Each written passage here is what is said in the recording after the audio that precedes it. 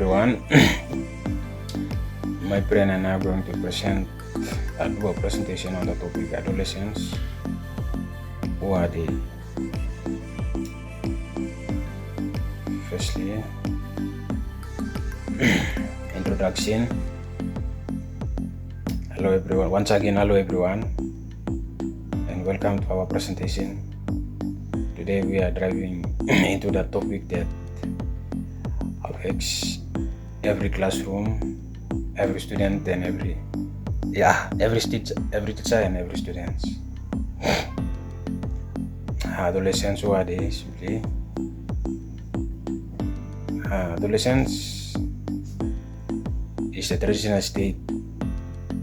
It's a transitional state between childhood and adulthood, typically ranging from ages 10 to 19, though some definition may extend it to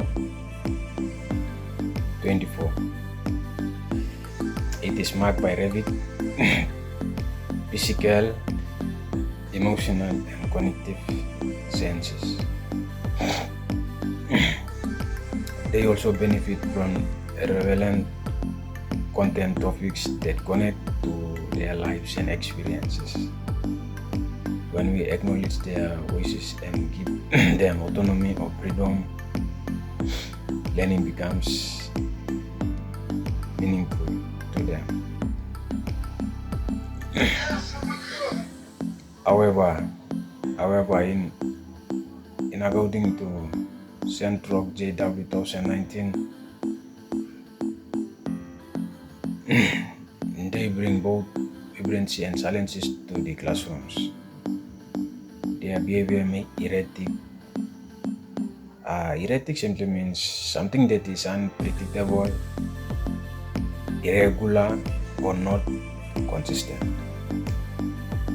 For example, if a student's attendance is erratic, they might come to school. Some days they might skip classes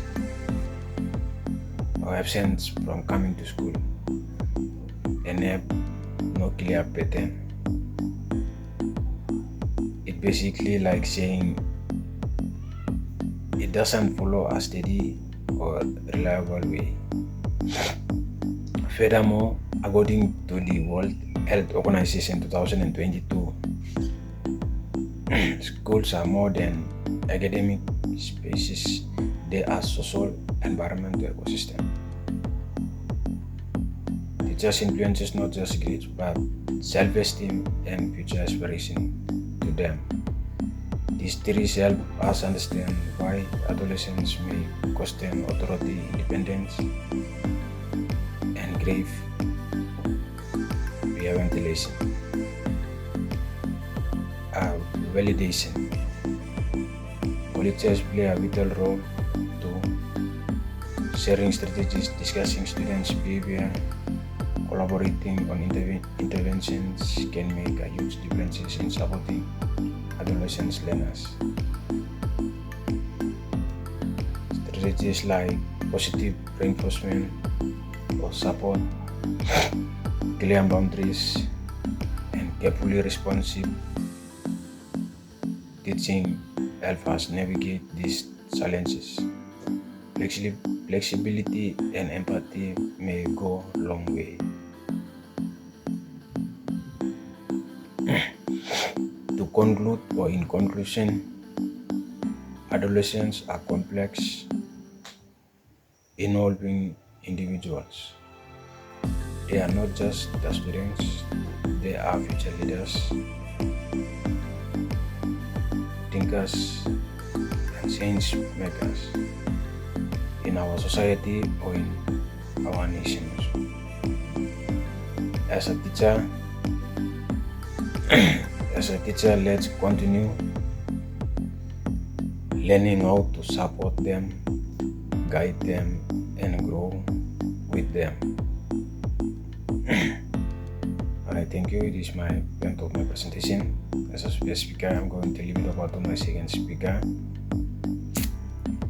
to elaborate more on about the factors. I'm going to outline it now. the first factors, which is concepts and theories. Second factor, impact on teaching and learning. Third factor, impact on students, teachers, colleges. Finally, impact on growth and development of the adolescents. Thank you. You all have a nice day. I'm going to leave it over to my second speaker. Thank you. We see each other. Adolescence is more than just a phase, and it's a dynamic period of transformation. Understanding adolescents help us connect with them, teach them effectively, and support their growth. So let's explore who they are, what makes them tick, and how we can better engage them in learning. So here are some of the concepts that we are going to look at it during the adolescent stage of an individual, like concepts and theories. The first aspect of the area is the concepts and theories. So let's look at two key theories. First, according to Erik Erikson, the psychological theory, it identifies adolescence as the states of identity versus the role confusion in which teenagers explore who they are and where they are going to fit in. The second theory, based on James Piaget's, or according to James Piaget's theory, the cognitive development theory, it places adolescence in the formal operational stage. That is where the abstract thinking and problem solving image or the thinking pop out. So here the other area or the other aspects that I'm going to talk about is the impact on teaching and learning. Adolescents are curious, energetic, and often unpredictable. As an educator, like we are teachers or lecturers or tutors, as an educator, we must adapt our teaching to match their development needs. So that means using interactive and student-centered approaches. For example, the student-centered like group work, debates, and hands-on activities. So those are some of the student-centered approaches that we educators like teachers going to impart and talk to them or give to their adolescents as the student. But we must also be mindful of their emotional states like stress, peer pressure, identity struggles. It can affect their concentration and lower their motivation. Therefore, a supportive classroom environment is a key to motivate and encourage them in a positive way. Here is another aspect or the area, the impact on students, teachers, and the colleges. So teachers must balance discipline with empathy, and building trust and support is essential for them as adolescents.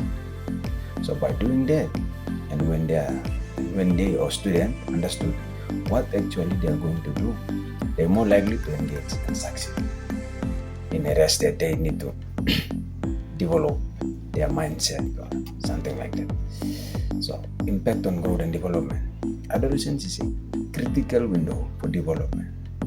So physically, they undergo puberty, in which it is a stage of life when a child's body begins to develop and change into an adult body that is capable of reproduction. So cognitively, they develop reasoning and foresight, and emotionally, they seek identity and belonging. So programs like peer mentoring, counseling services, and extracurricular activities can foster and motivate educational development within them. And when we nurture the old adolescent, we are going to shape the future citizens. but challenges persist in which resistance to authority, peer pressure, emotional volatility. That is when someone might feel happy one moment, then suddenly become angry, sad, or anxious without a clear reason or trigger. So this can disrupt learning and test our patience. To conclude that, who are adolescents, they are explorers of identity, builders of dreams, and learners of life. And while the journey can be turbulent, it is also a bit beautiful.